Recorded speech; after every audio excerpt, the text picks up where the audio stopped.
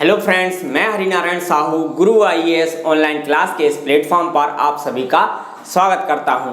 और आज हम बात करने वाले हैं इस वीडियो में संसद से जुड़े हुए बहुत सारे शब्द और शब्दावली के बारे में, उनका अर्थ क्या होता है और उनका अर्थ के कारण जो भी संसद में प्रोसीजर अपनाई जाती है वह कैसे और क्या होती है उसके बारे में समझते हैं। ठीक है, तो सबसे पहले स्टार्ट करते हैं हम प्रश्नकाल का। ये प्रश्नकाल क्या होता है आपको उससे शब्द से ही समझ में आ रहा है। प्रश्न पूछने का समय, प्रश्न का काल, काल का अर्थ होता है समय, तो प्रश्न पूछने का समय। तो दोनों सदनों में, संसद के दो सदन होते हैं, एक लोकसभा एक राज्यसभा, दोनों सदनों में बैठक का जो पहला घंटा होता है 11 बजे से 12 बजे तक का, सुबह 11 बजे से 12 बजे तक का जो समय होता है वह प्रश्नकाल का समय होता है। इसमें जो सदस्य होते हैं, संसद के सदस्य, चाहे वो राज्यसभा से हो या लोकसभा से, अलग अलग सदनों में मंत्रियों से, कार्यपालिका के जो मंत्री होते हैं, सदस्य होते हैं, उनसे प्रश्न पूछते हैं।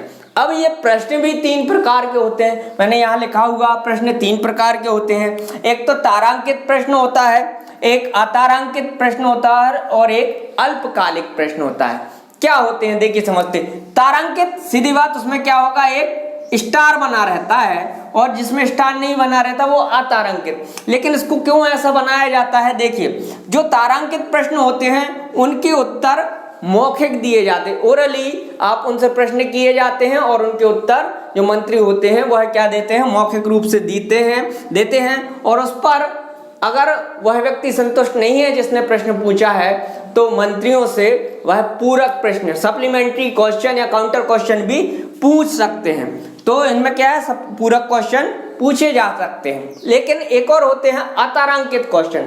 इसमें क्या होता है, मंत्रियों के द्वारा लिखित आंसर, लिखित उत्तर दिया जाता है, इसमें पूरक प्रश्न नहीं पूछे जाते। फिर एक और होता है अल्पकालिक चर्चा।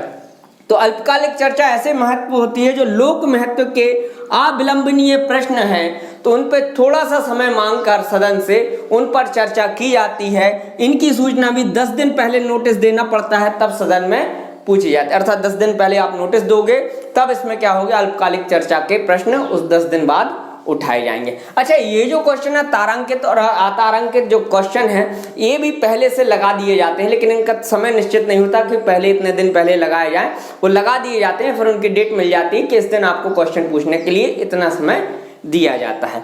तो ये तो हो गए क्या, प्रश्न जो मंत्रियों से पूछे जाते हैं। फिर 11 बजे से 12 बजे के बीच के जस्ट बाद थोड़ा समय जो होता है वह खाली समय होता है, कुछ लोग सदन में ही बैठे रहते हैं। तो और जब सदन में कई लोग बैठे रहते हैं, कुछ मंत्री बैठे रहते हैं और अध्यक्ष उपाध्यक्ष या जो भी हो कार्रवाई के लिए बैठे रहते हैं। तो 1962 में एक संसदीय प्रक्रिया में तो ये समय नहीं दिया गया था, शून्यकाल, ये भारत की ही देन है, ये लिख लेना, ये शून्यकाल भारत की ही देन है दुनिया को। तो इसमें क्या हुआ, संसदीय प्रक्रिया में तो इसका कोई उल्लेख नहीं है, लेकिन सर्वप्रथम 1962 में इस शब्द का प्रयोग प्रेस के द्वारा किया गया था। क्योंकि क्या होता था, जब सब लोग 12 बजे कई लोग चले जाते थे, कुछ लोग वहां बैठे रहते थे, तो कुछ जो लोक महत्व के प्रश्न होते थे और तुरंत उस पर चर्चा उस समय कर लेते थे, बातचीत हो जाती थी और उसके जरिए भी क्या होता था, सदन में वह चीज मुद्दा उठ जाता था, जिससे उस समय का भी प्रयोग होने लगा शून्यकाल के थ्रू। तो यह 12 बजे के ठीक बाद 5 से 15 मिनट का समय होता है। याद रखना, यह भारत की ही देन है दुनिया को। फिर हम और चीज पढ़ते हैं आगे जो कि संसद में प्रयुक्त होते हैं या शब्दावली। एक होता है स्थगन प्रस्ताव और एक होता है ध्यान आकर्षण प्रस्ताव। इनमें अंतर आप ध्यान से समझिए। स्थगन प्रस्ताव में सार्वजनिक घटना की ओर सदन का ध्यान आकर्षित कराया जाता है। किसका, पूरे सदन का सार्वजनिक महत्व या सार्वजनिक घटना की ओर सदन का ध्यान आकर्षित कराया जाता है। और स्थगन प्रस्ताव लाने के लिए कम से कम 50 सदस्यों का समर्थन होना आवश्यक है। तभी भी क्या होता है इसमें कि 50 सदस्य बोलते हैं, स्थगन प्रस्ताव लाते हैं और कोई जो घटना हुई है, विशेष घटना, उस पर चर्चा की जाती है सदन की कार्रवाई रोककर। ये होता है स्थगन प्रस्ताव। एक होता है ध्यान आकर्षण प्रस्ताव। इसमें सदन का ना करके बल्कि एक मंत्री का ध्यान आकर्षित किया जाता है, जो उसके विभाग से या उससे संबंधित होता है, उसको ध्यान आकर्षित किया जाता है, यह भी जनहित के विषय पर होता है। इसके लिए 10 लोगों का समर्थन की आवश्यकता होता है कि 10 लोग मिलकर बोले कि हाँ हाँ ऐसा कार्य होना चाहिए। तो इस पर क्या होता है, एक मंत्री का ध्यान आकर्षित किया जाता है। अगर 2 से है तो 2 का हो जाएगा। फिर हम बात करते हैं अल्पकालिक चर्चा। अल्पकालिक चर्चा होती है गैर सरकारी सदस्य भी सार्वजनिक महत्व के मामले उठा सके। पहली चीज यहाँ आया, गैर सरकारी सदस्य क्या कहलाता है और सरकारी सदस्य क्या कहलाते हैं। मैं पहले भी बता चुका हूं कि ऐसे सदस्य जो मंत्री परिषद में शामिल हैं वह सरकारी सदस्य होंगे, बाकी सारे के सारे क्या होंगे, गैर सरकारी सदस्य जो होंगे, चाहे वह पक्ष की पार्टी के भी सदस्य हों या विपक्ष की पार्टी के भी सदस्य हों। केवल मंत्री परिषद के सदस्य ही, प्रधानमंत्री मंत्री परिषद के सदस्य सरकारी सदस्य के अंतर्गत आते हैं, बाकी सारे गैर सरकारी के अंतर्गत। तो वह भी अगर लोक महत्व के मामले उठा सकें, इसके लिए कम से कम 3 सदस्यों का समर्थन और सहमति होना आवश्यक है, तो वह उठा सकते हैं। उनके लिए अल्पकालिक चर्चा का रखा गया। फिर एक होता है अविश्वास प्रस्ताव, बहुत ही इंपॉर्टेंट है ये। कई बार आपने सुना होगा कि सरकार के खिलाफ विपक्ष पार्टी अविश्वास प्रस्ताव लेकर आई, और यह इसका अर्थ होता है सरकार की नीतियों की आलोचना करने के लिए यह प्रस्ताव लाया जाता है, और इसको लाने के लिए भी कम से कम 50 सदस्यों का समर्थन होना आवश्यक है।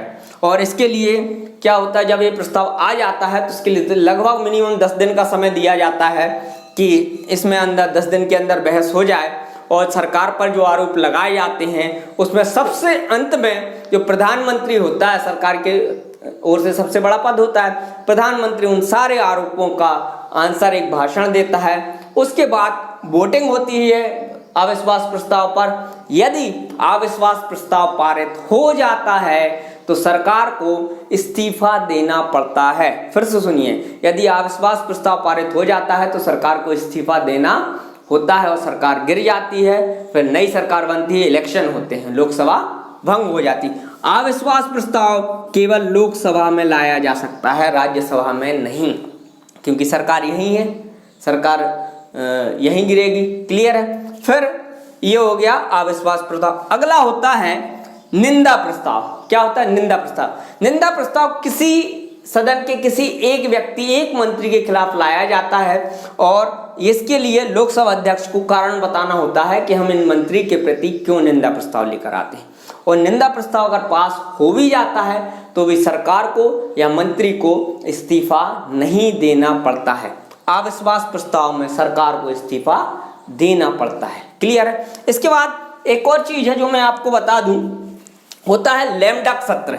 एक और क्या होता है, लैम डक सत्र। तो लैम डक सत्र क्या होता है, एक लैम डक सत्र होता है और एक लैम डक सदस्य। ये देखिए, जो पुरानी लोकसभा, जैसे अभी नई सरकार चुनकर आई है, उसके नई सरकार चुनने के पहले जो सरकार थी उसका आखिरी सत्र है, पुरानी सरकार या पुरानी लोकसभा के आखिरी सत्र को लैम डक सत्र कहा जाता है।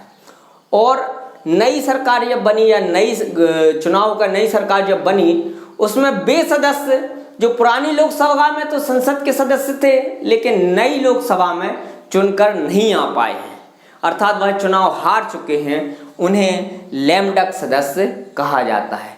ऐसे लोग जो पुरानी लोकसभा में सदस्य थे लेकिन नई लोकसभा में चुनाव जीत कर नहीं आ पाए हैं, हार गए हैं, उन्हें कहा जाता है लैम डक सदस्य कहा जाता है।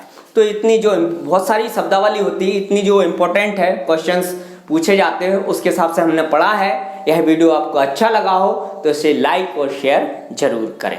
धन्यवाद।